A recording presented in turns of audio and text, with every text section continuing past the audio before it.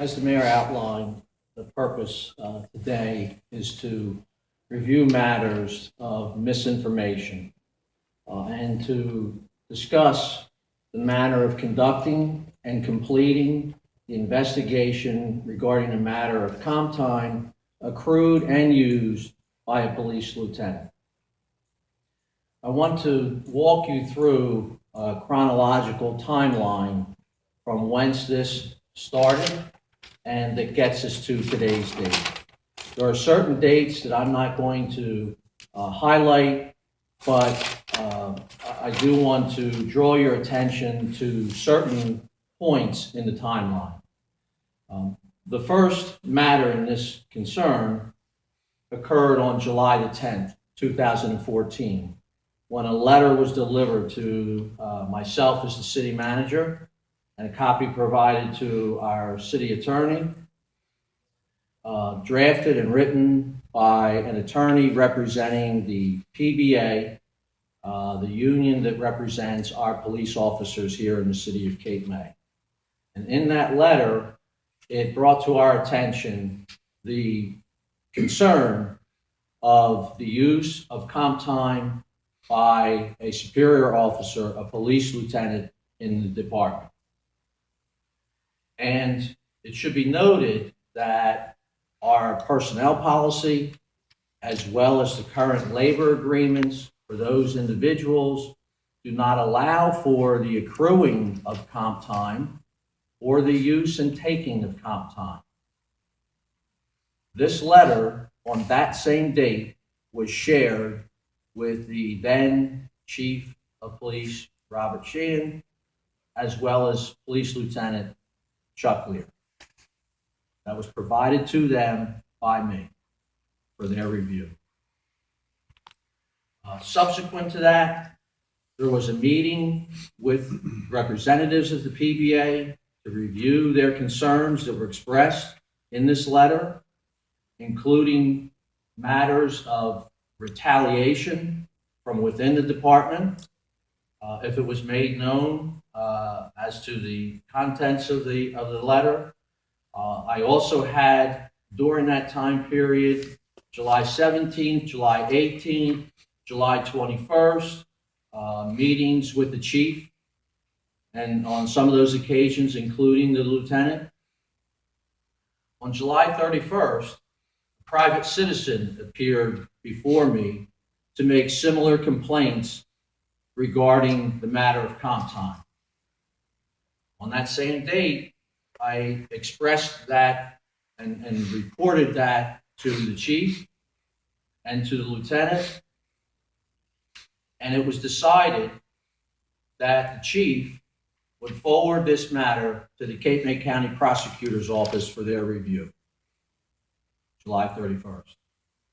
On August the 5th, the city received from First Assistant Prosecutor Rob Johnson a letter stating that he had reviewed the proffered facts concerning the lieutenant and was advising that no criminal prosecution will be warranted.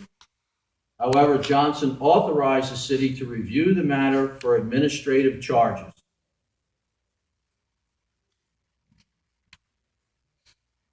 On August the 20th, I met with Chief Sheehan as well as with former retired Chief Sorrentino. On August 21st, the same citizen that originated the citizen's complaint appeared before me again. On September the 5th, that same individual appeared before me, expressing concerns that nothing was happening because that individual felt like no one had reached out to that person to be interviewed or to discuss this matter. On September the 8th,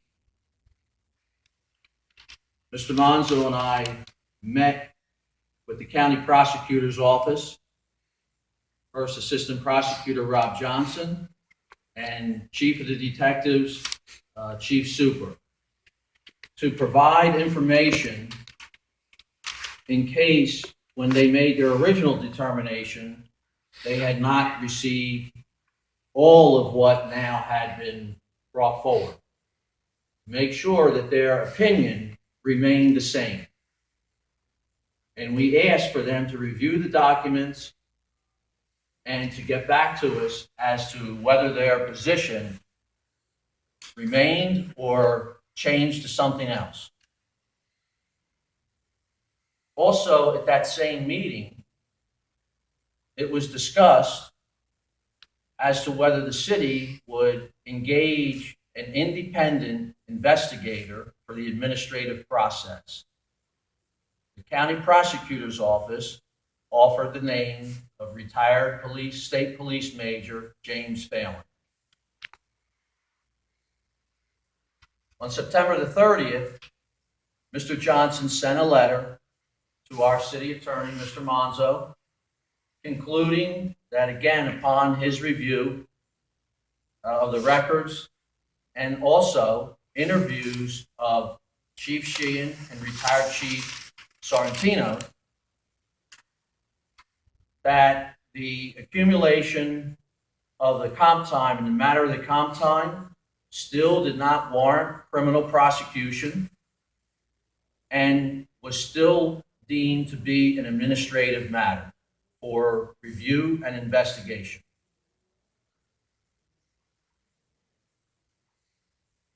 On October the 10th, the city engaged Mr. Phelan for the purpose of initiating the investigative process for administrative purposes. Between that time, there were efforts by Mr. Phelan to conduct the investigation, which were subsequently met with objections from Chief Sheehan as to his participation in the process. This matter, again, was discussed with the county prosecutor's office. And on November the 19th, Mr. Johnson, from the prosecutor's office, responded in writing to the city's attorney, asking the city to refrain from any investigation regarding Chief Sheehan and to continue with the investigation regarding the matter of comp time with the administrative investigation.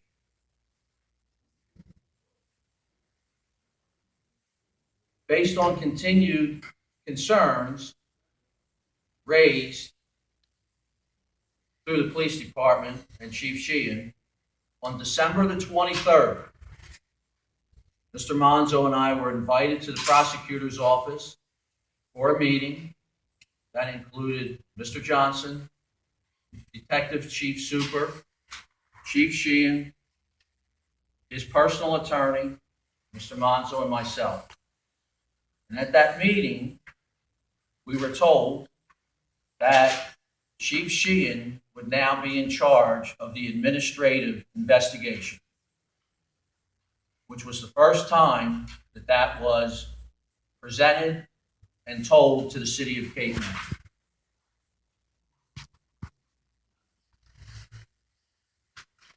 On December 28th, Chief Sheehan sent an email to Mr. Phelan requesting all of his files that he had ascertained and accumulated in the process, and requested that those be immediately turned over to Mr. Phelan.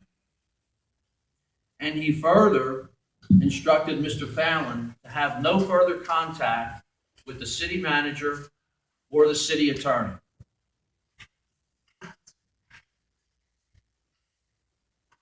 Through the month of January, there were limited discussions, and it was concluded that Mr. Phelan should finalize his work effort and finalize his report and provide that to the city.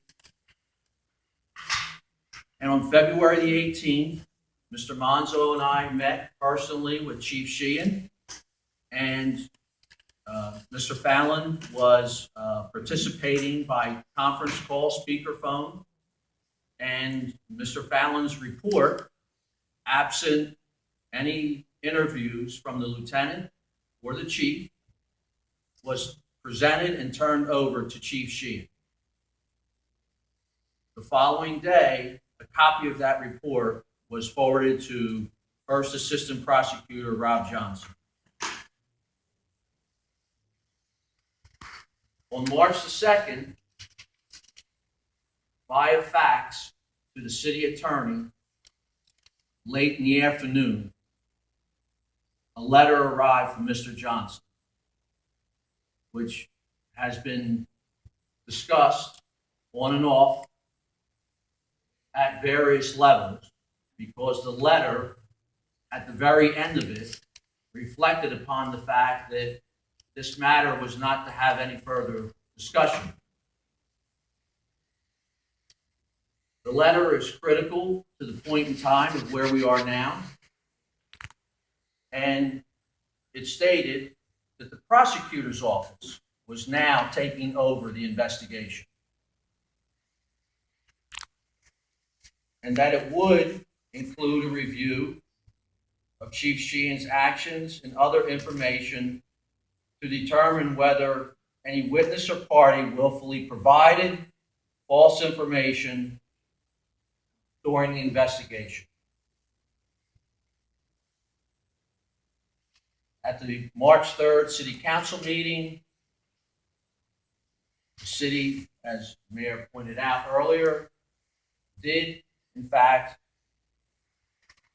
adopt a resolution that rescinded the then Chief Rob Sheehan's appointment as chief and restored him to the position of captain, from which he was promoted previously. And that gets us from a timeline to where we are to today's date.